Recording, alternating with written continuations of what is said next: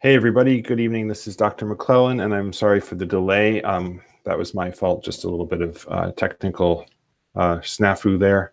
Dr. Wilcox will join us in a moment. I think he's having a traffic snafu. So the evening of snafus, but I'm going to just quickly check that things are working, that you can see me. Okay, yes. And okay, I'm just going to put a note that we are actually starting. Okay, and good. And let's see who we have with us. Okay, good. So yeah, this is the Unit 5 review session, and it's for you guys to ask questions, get a sense of what's coming up due, and also the creative project number 2, which is due next Tuesday. So I'm going to get over to a window where I can share my screen so you can sort of see what's happening with this. Okay, I'm going to go into one of my sections, 93 and Unit 5. And let's start with the homeworks, and then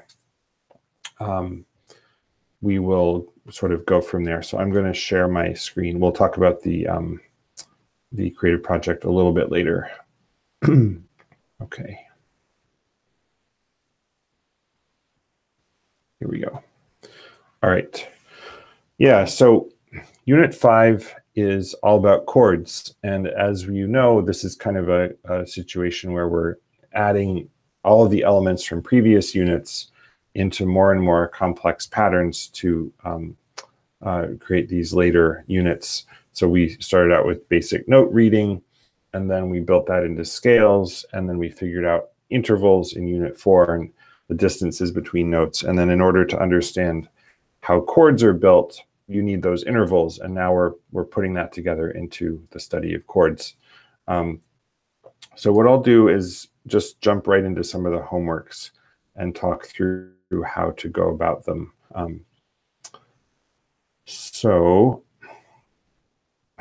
Yeah, so just like it was with note reading, where the first step is basically to understand what you're looking at and be able to read it. Kind of like learning a language, you're essentially reading the words and letters on the page. And with chords, you're identifying the type of chord, no matter what note it starts on.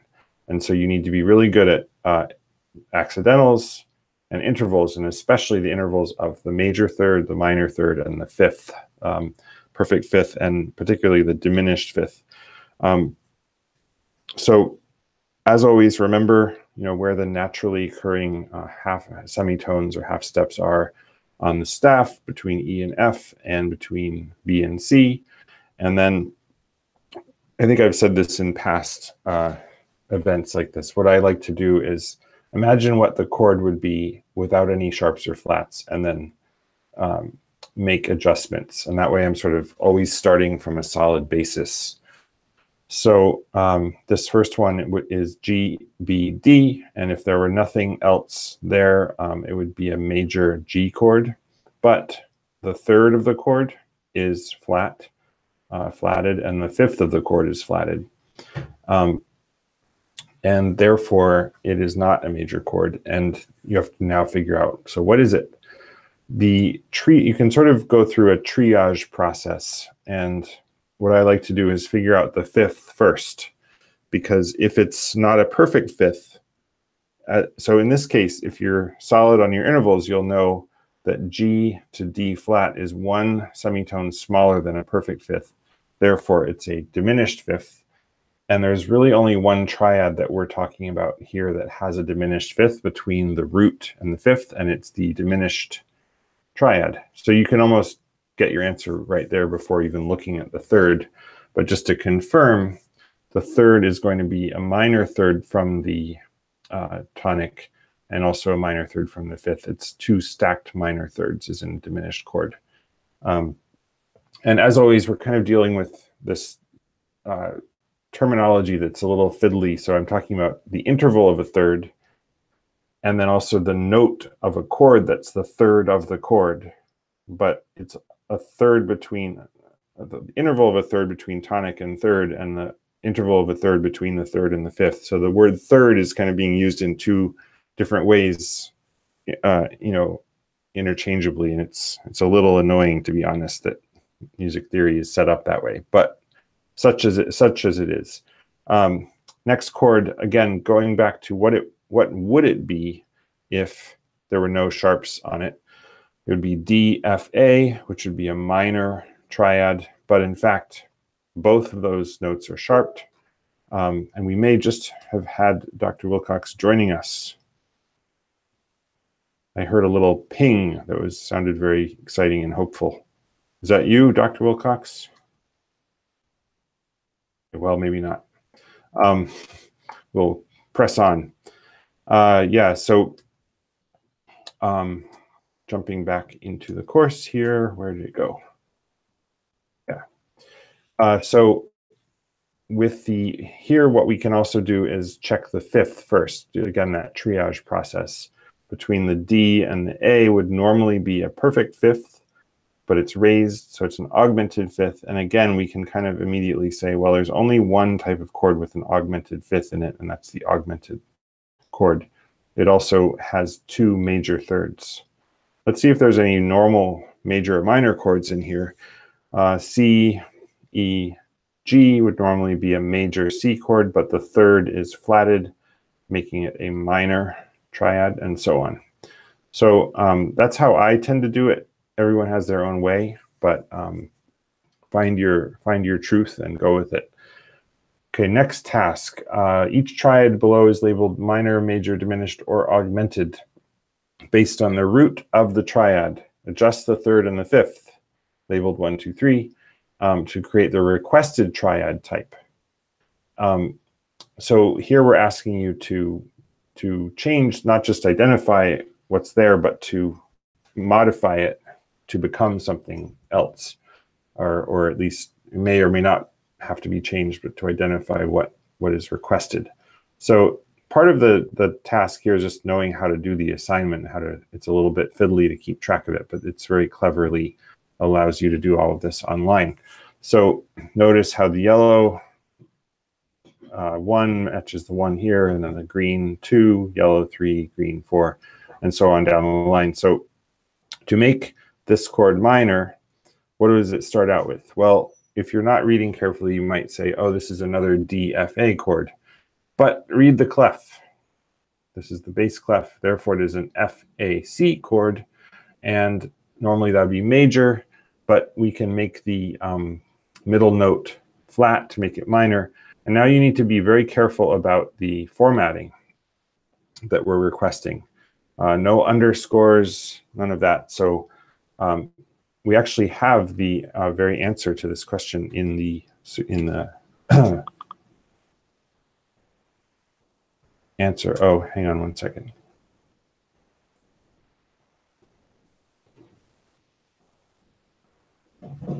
Hang on, everybody. I want to make sure Dr. Wilcox is on.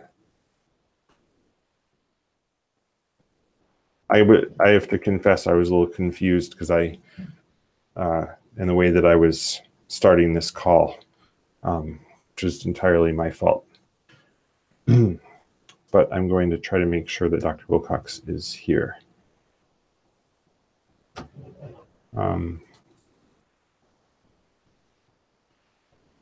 Plus people.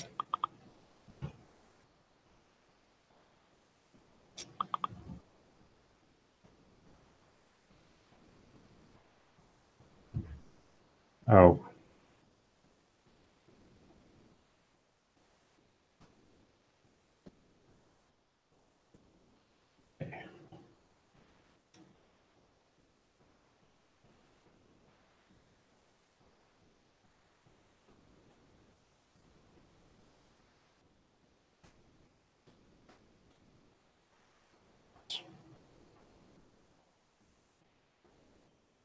Okay, I'm making sure Dr. Wilcox can join. I'm being kind of a tech ignoramus this evening. I think I'm tired because I was on jury duty today. and I have a 1-year-old, and I have lots of other excuses for being kind of dumb today. Hope that they will suffice. Okay. Meanwhile, back at the ranch, I'll just make sure you guys are still seeing this. I think he's having a traffic snafu. Are you with us? Yes, I'm with you. Oh, good. All right. So we're finally on track. We've made it through part of the first homework, and I'm going to try to speed it up here. So we saw how to do this assignment. Yeah, so that's it. Let's do one more example. Let's just pick one at random. Minor in treble clef with starting on B, B, D, F. The D is fine. So when it's fine, you just enter the note name. You still have to enter it, but you just you don't have to add anything to it. I don't think you have to put, yeah, if it's a natural, don't put natural, unless, in this context, you don't need the natural. But to make this a minor chord with the F as it is, it would be a diminished triad.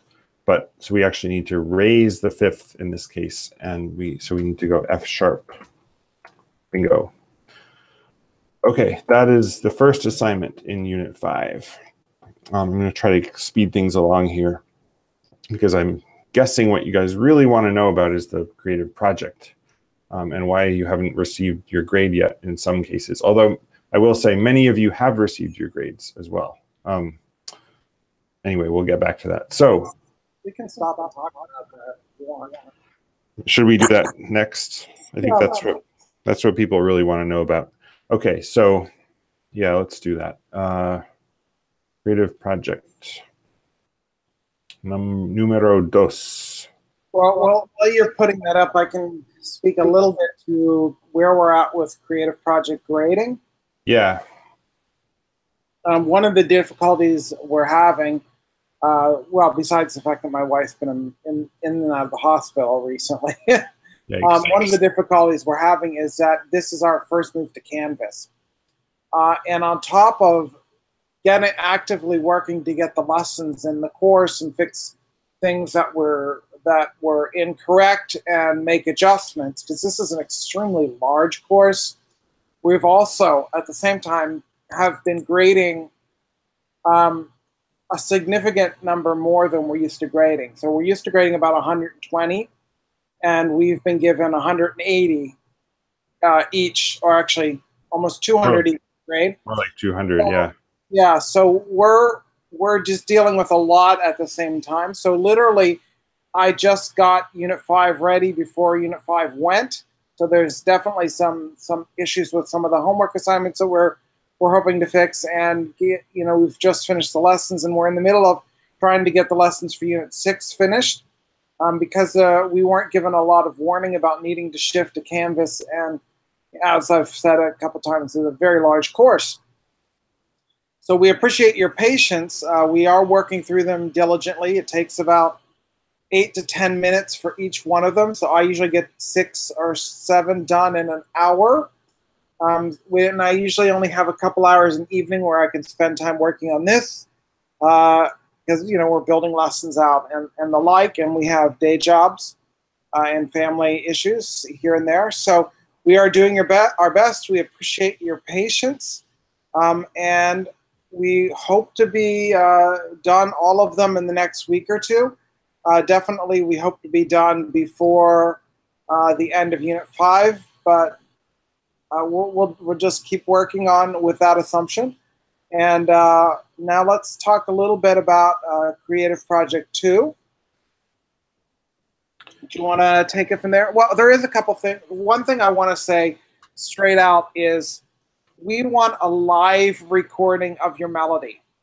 So whether that is you playing it live with all the imperfections into Soundtrack, into Soundtrap, or just recording it live on the old piano in your house, or a keyboard on your iPad, or humming it, or playing it on a kazoo. We don't care as long as you are actively making the sound. But if the computer is playing it back, if you hit a button and the computer plays it and you hit a stop and start button, and it's perfect out of a notation program or out of like a MIDI roll, like a rolled piano situation, where it's just sort of playing the notes that you've kind of carefully inputted, that's not you live playing it. That's the computer live playing it, and it's so easy for us to tell the difference. Please don't do that, because we have to either ask you to reload it or we have to ask you to record it live, and oftentimes you just end up losing all those points. So please, even if it's bad, hack your way through it. That's fine. Yep. You'll get almost all the points just for hacking the way through it, but you'll lose all the points for trying to make it perfect. Totally agreed. And I want to emphasize how easy it is for us to tell. It's really just obvious. And so it doesn't sound perfect. It sounds weird. Yeah. So just be really careful about that. I think it is legitimately a little tricky to understand the difference we're describing if you're not used to this sort of thing. So I think that's a good way to describe it. If your action in making the recording is to press start and then wait for a while and then press stop, you're doing it wrong. You need to be taking an action with your hands or your body or your voice for every single note to create that note in real time as you go. And it can be as slow and painful and boring as you want. It just needs to be accurate and you playing it. So anyway. Hell, I'd rather it be half accurate and half completely inaccurate than hearing you perform it with just hearing the computer play it back, because I have to take all the points away for that. Yeah, which is painful for us too. Yep. Sometimes what you're writing is very nice, but we make reasons for that. We don't want to hear what the computer do. We know the computer can play anything perfectly. We don't need to be convinced of that. We want to hear you hacking through sounds so that we know that you're connected with the sounds you're making and the arguments you're making in the analysis. Yep, absolutely. I've heard some really lovely melodies that were recorded this way, and it makes me sad to have to take off all those points. Yeah.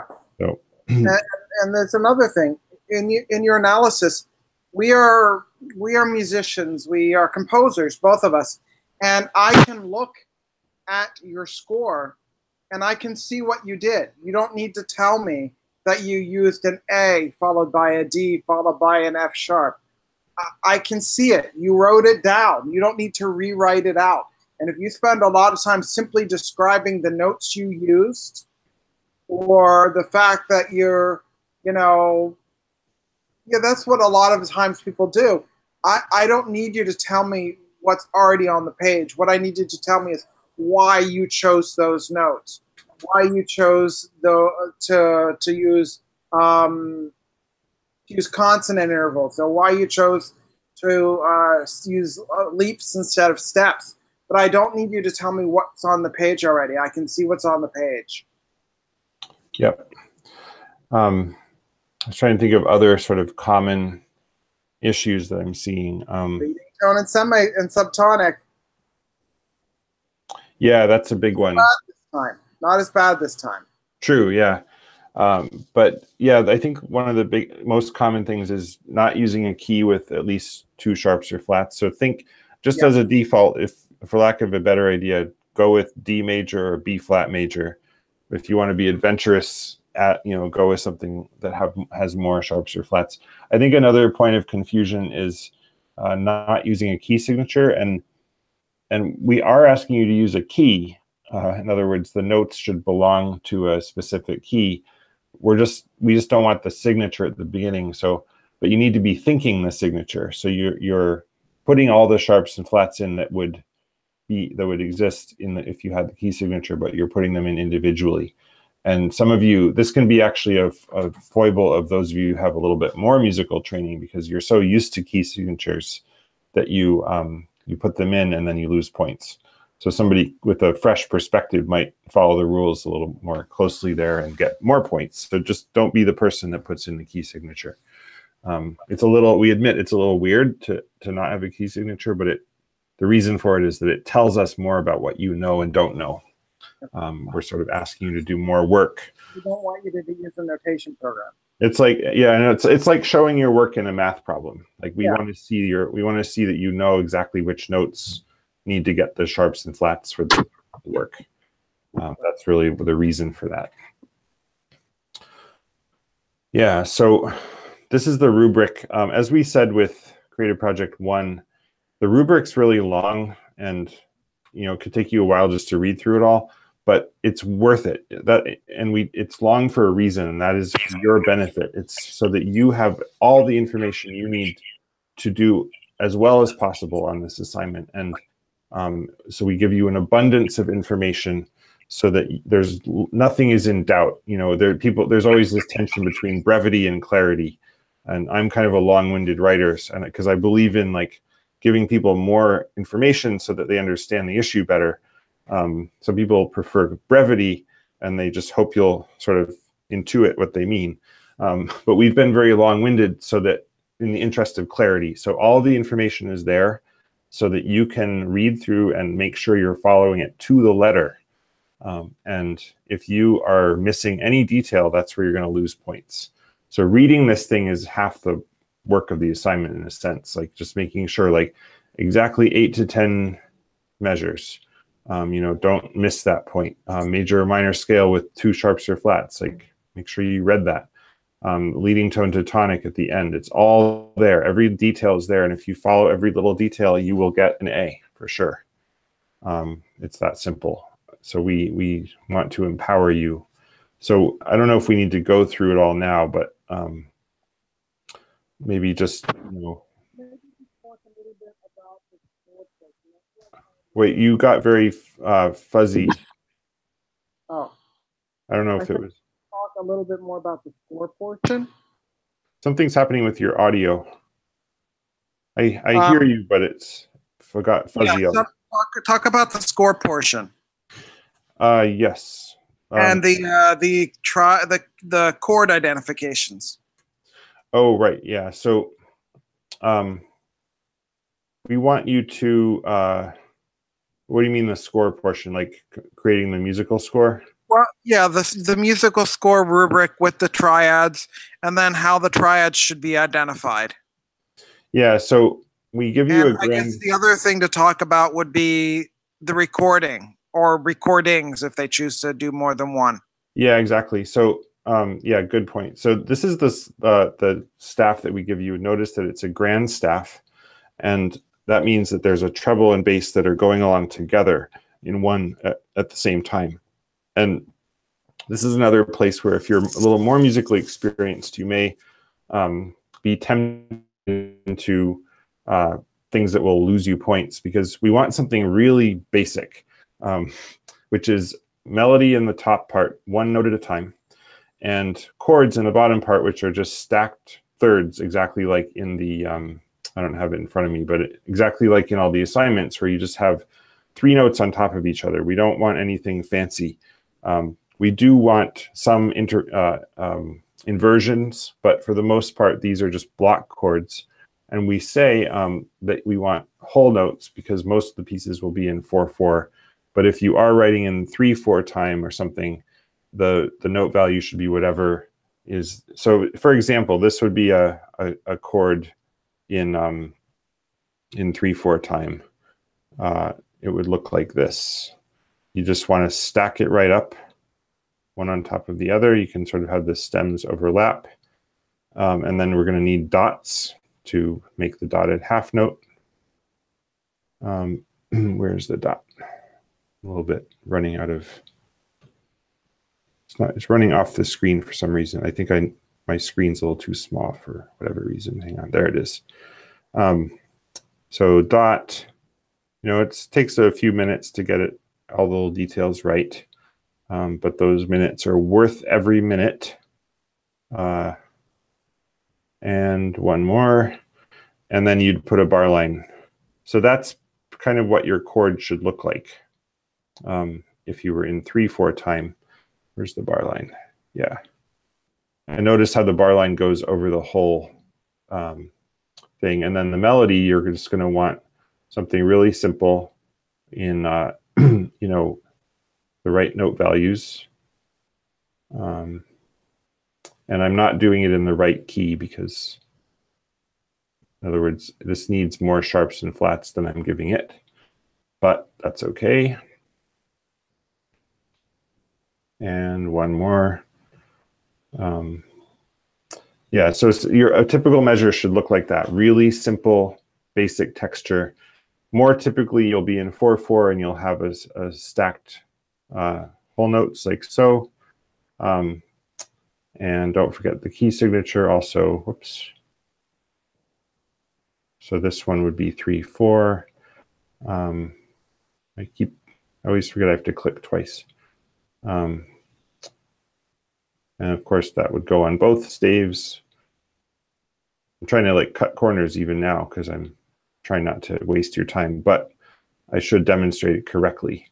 Yeah, so you know, something like this. Oh, and one more whole note. This is the texture we're looking for. So don't do anything more fancy than this. And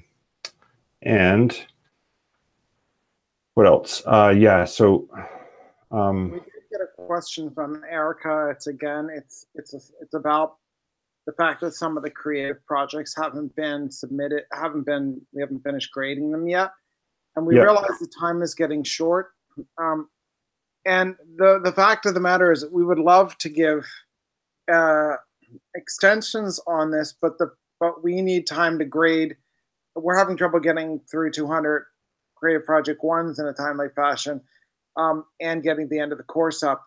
And if we push back any farther, the relief we're going to get from having Unit 6 done by the end of Unit 5 will give us a time to get Creative Project 2 graded before grades are due. So we can't really push it back because we don't have any more time to do grading. Literally from when Creative Project 1 comes until the end of the semester, we spend pretty much all of our time outside our day jobs just grading these creative projects. And it's why you get the core curriculum credit for the course. It's these creative projects. It's nothing else. These are the deals. That's why we take them so seriously. So what I can suggest instead of extending the deadline is that if you have a draft of your creative project or questions and you want to send it to us, if you send me your melody, I will tell you exactly what I would take points off for. And I will make suggestions on how to fix it. And I can do all of these things if you send me in advance. So go ahead, work on your melody, do what you think is right, send it to us, and we'll say, okay, we're looking for something that's a little more like this or a little more like that, or you're making this mistake, or you're going to lose points on this. So you lose points on X, you should do Y. So if you do that, we can help you and give you even more targeted feedback than you'd get simply by getting your Creative Project 1 back. Yep, and the other thing is Erica's question. What was that? I said hopefully that answers Erica's question. Yeah, that's good. And I think the other answer is that this live session is meant to give you some pointers on typical things we're seeing in Creative Project 1 to avoid in Project 2. So this is, I think, a really valuable chance for us just to give you that general feedback. And in 99% of cases, what we've just said will apply to you. So if you know you did one of those things, don't do it again in terms of, like the way you did the recording or forgetting the key or whatever. And then we're also giving you some pointers on how this second one should look, for example, here. So this is your other chance to get the feedback that we otherwise are trying to give you as quickly as we can by grading. But anyway, a couple of things to point out here too. I've made sure that the stem direction is correct. If it's below the middle line, the stem goes up, and vice versa. Spacing is important. Just little details like that. Accidental placing too. Oh yeah, let me show you an accidental. We see accidentals like this sometimes, like intended for this note. That is not correct. It must be exactly on level right in front of the note. Sometimes we see them after the note, like this. Has to be right in front of the note on a level with the note. Another thing we see is ledger lines that are kind of off in outer space. So for example, like here's a ledger line, whoops, and then here's a note. So you don't need that ledger line because it's not actually, the note is not sitting on it. So we see ledger lines that are outside of the note, away from the staff instead of under the note. So that's another common thing. So yeah, another thing that people will be, if you have a little more experience, you may miss is beaming. Like these two eighth notes in a normal notation program, they'd be beamed together. Just don't worry about that. That's another kind of show your work thing. Also just the fact that beaming is a much more complicated visual task to create with this tool. So that's fine. So let's jump over and talk about the analysis and the chord graphs or analysis. I'm trying to find where that is in here. I think it's step 2. Oh yeah. So basically, we're asking you to. This is a difference between this and Creative Project 1, where you now have chords, and so we need to confirm that you understand the names of the chords. And so what a lot of people do is they make a little sort of chart or graph showing the names of the chords that can go in your analysis, right below the melody, but below the staff, or something like that. It's for us if you put it right below your image. Yeah, and that way we can look at the image and make sure that the chords that you say you wrote are actually on the staff. Yeah, or just a simple table. Yeah, and again, it's a show your work thing. Like we can read the chords that are on the staff just as easily, but sometimes there are mismatches because you think you did one, but you actually wrote another one, and that's what we're looking for. And it's also to get you to pay attention to what chords you're using, because we ask you to write a 7th chord, at least one. It really shouldn't be your last chord. It should be maybe your second to last chord. And we ask you to do 3 inversions.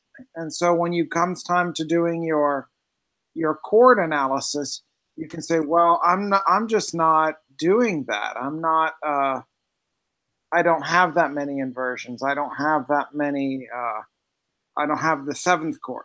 So a lot of this is allowing you to check your work. Yep. Yeah, exactly.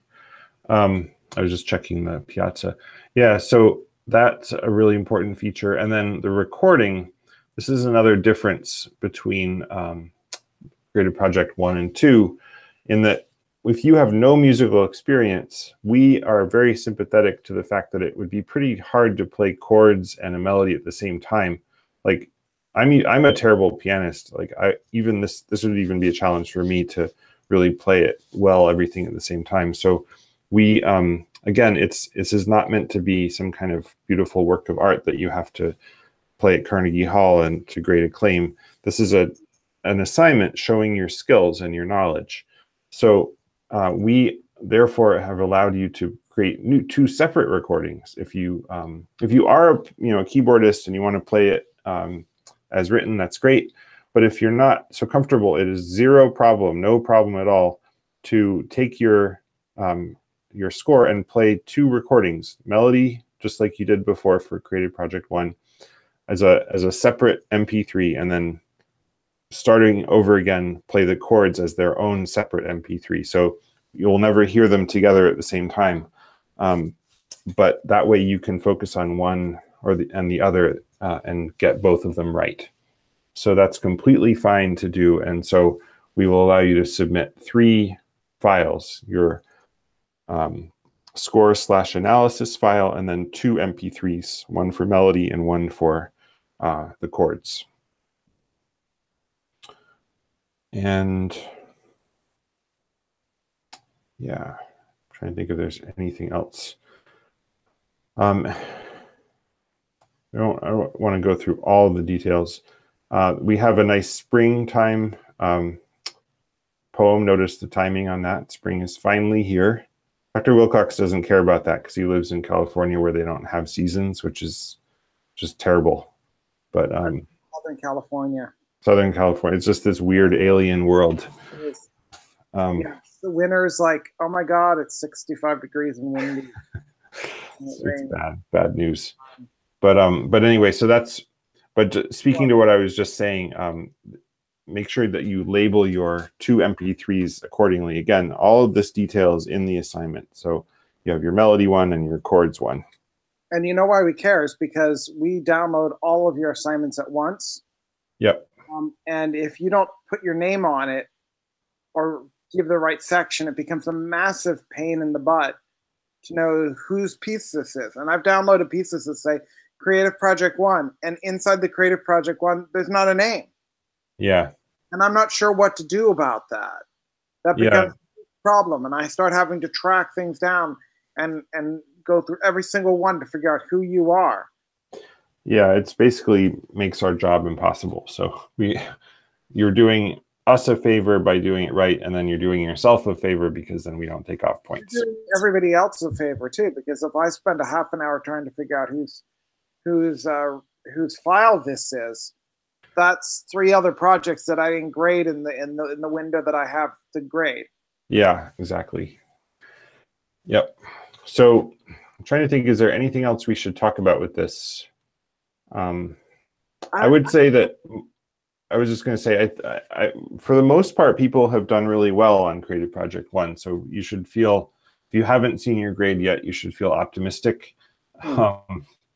And, you know, I've been impressed with the quality, and I think people are getting it. So if you take whatever you did and just up the notch a little bit, you know, read even more carefully, make sure you're doing it right.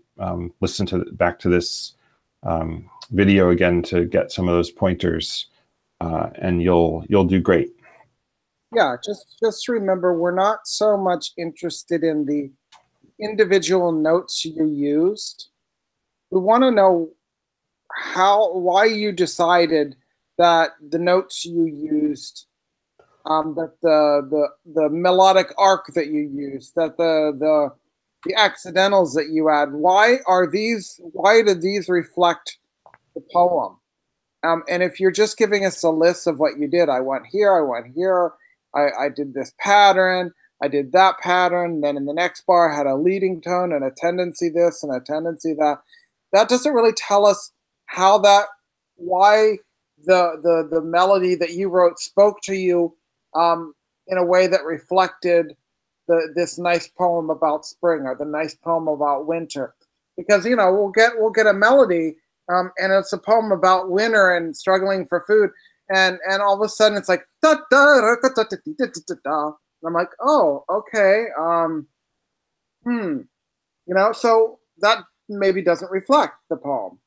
But so we want to get a sense that the reason we ask you to talk about what the poem's about is we want to get a sense that you understand kind of the basic emotional content of what you're working with, and then what musical components are you using to reflect your understanding of that content. So that's what's important, more than I wrote a G and then a C and then an A and then an E flat, and then an E natural, then a G and an A and an E, and then an A sharp, right? That's not, yeah, I can see you did that. Congratulations. That's not what we're looking for, because that doesn't really tell us that you were trying to make any connection between the emotion of the poem and the melody you wrote. And music without an emotional content it's not creative. Yeah, absolutely. So, and that reminds me also, like, just this sort of goes without saying, but worth saying, that your writing matters. You know, the quality of your writing. Make sure it's, first of all, no typos and the grammar is correct, but also that it's clear that you've really explained what you mean in a way that's, you know, comes through to us. Maybe have a friend read it and ask them if it makes sense, because it's easy to lose perspective on your own writing sometimes. And of course, not a friend in the course who then will steal all your ideas for their creative project. But, you know, get some feedback if you have somebody who's willing, and just on the writing quality itself. And there's a lot of, you can get help at the Writing Center on campus. Mm-hmm. But I mean, I use the Grammarly app on my, I pay for that, and it kind of checks my grammar as I'm going through and helps me work through some of the issues in advance. So it does a good job with that, and I find it very helpful. We understand that not everyone's a native speaker. We understand quite a few of our students aren't, but there are standards that we have to hold as an academic institution, which require us to kind of monitor this type of component to anything that gets handed in that's written. And though we're not brutal about it, you definitely, we can tell if someone hasn't checked the spelling or hasn't read it over or hasn't listened to it.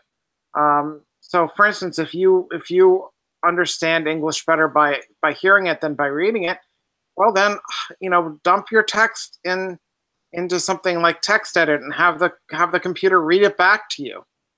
And if something doesn't sound right spoken, it's probably not going to sound right written, or have someone read it to you. And then you can say, wait, that's not right. What should I do there? So just seek out some help, because, it's maybe not a big consequence in this class, but in other classes, it will be a big problem. Mm-hmm. Yeah, for sure. Writing says a lot about you to people. People use it as a measuring stick. So should we just, I don't want to have, we started late and I don't want to go on too long. Should we just finish the homeworks in Unit 5 and leave it at that?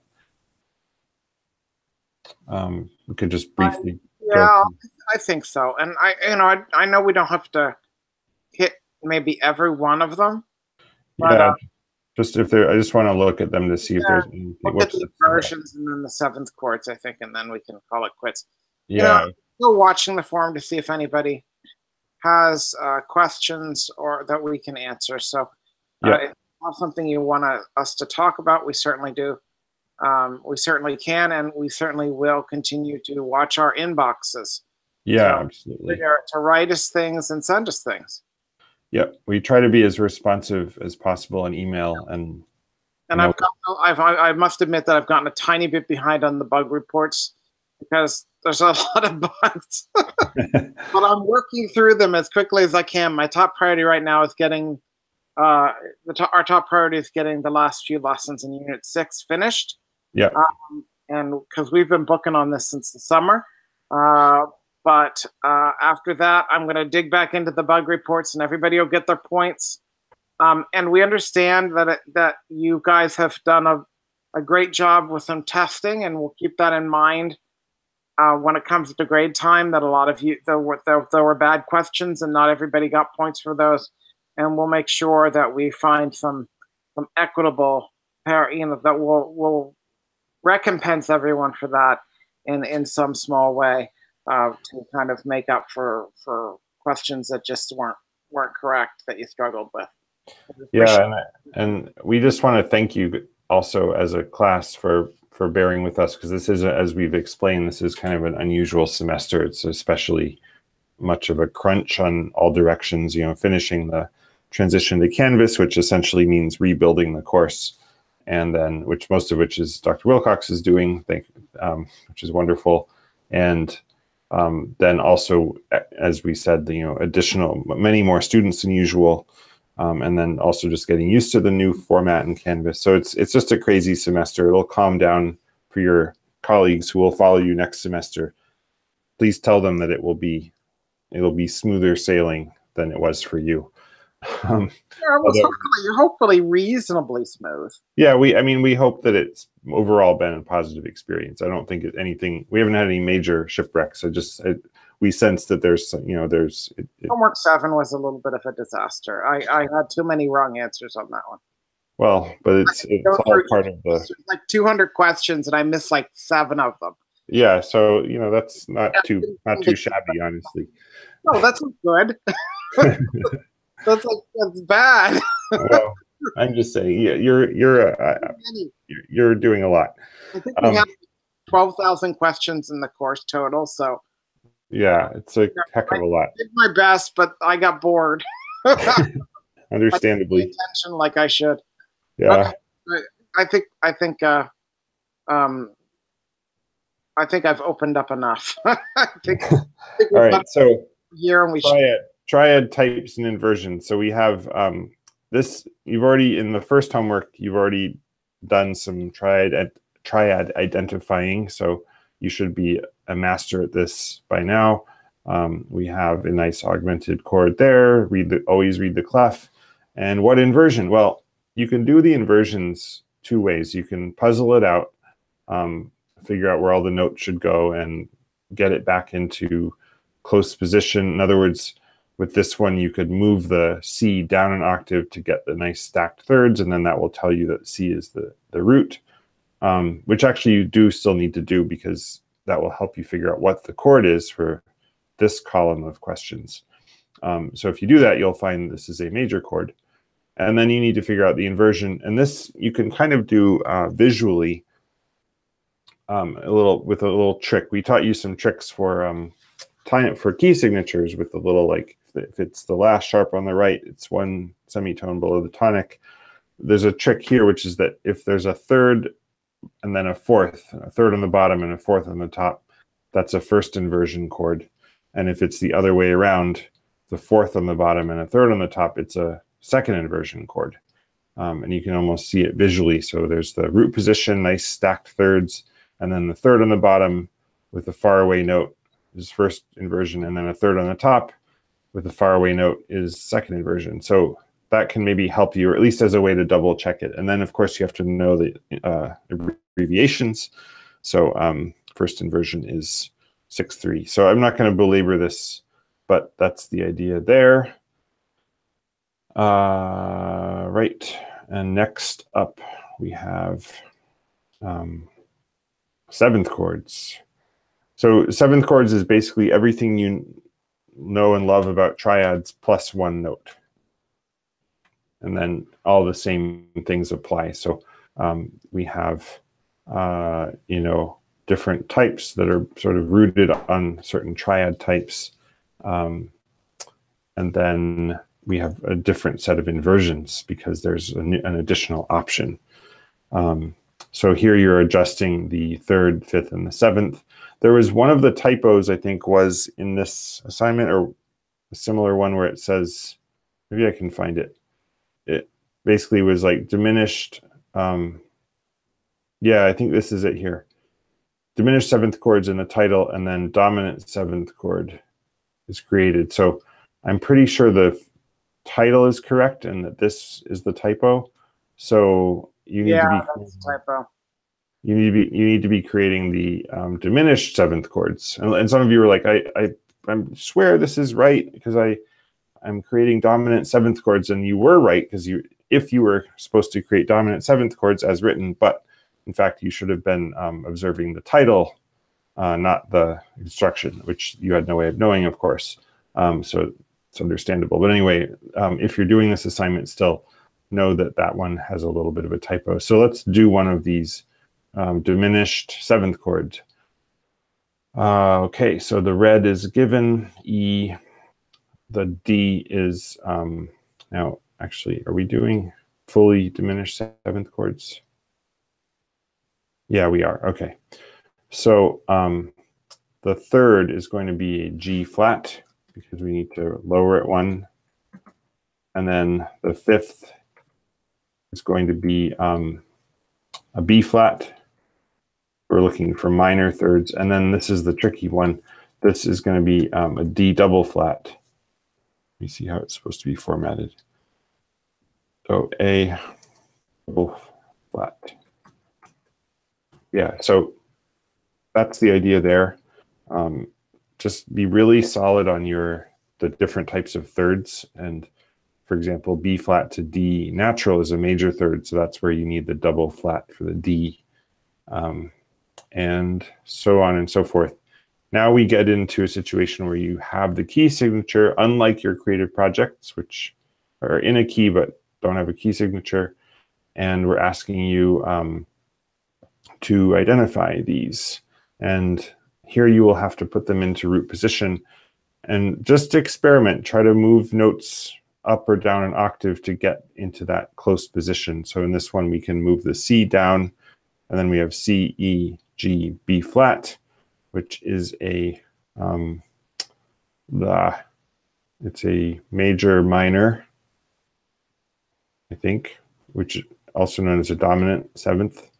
And then it is in what inversion? Well, the third of the chord is on the bottom and is in the bass, and that would make it a 6/5.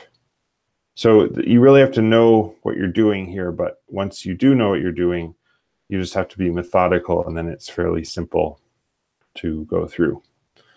And I'm going to just leave it at that in the interest of time, unless you have anything to add. Okay, how are we doing with questions? I'm not seeing any right now. Okay. Well, we are available, on Piazza and by email. So if you have things you are wondering, please tell us. Here, I'll show my ugly mug again here. There I am, looking kind of tired. Feeling kind of tired and a little fruzily headed. Anyway, yeah. So I think anything else we need to say, or are we good? I think we're good. Okay, carry on, everybody. You're doing great, and we are into the home stretch pretty soon, and we are working as hard as we can on those creative projects. So don't give up on us, and just be in touch and watch this again for the tips that we gave you, and email us if you have questions or want to run a draft by us. Okay, guys. Nice talking to you. Good night, everybody. Bye-bye.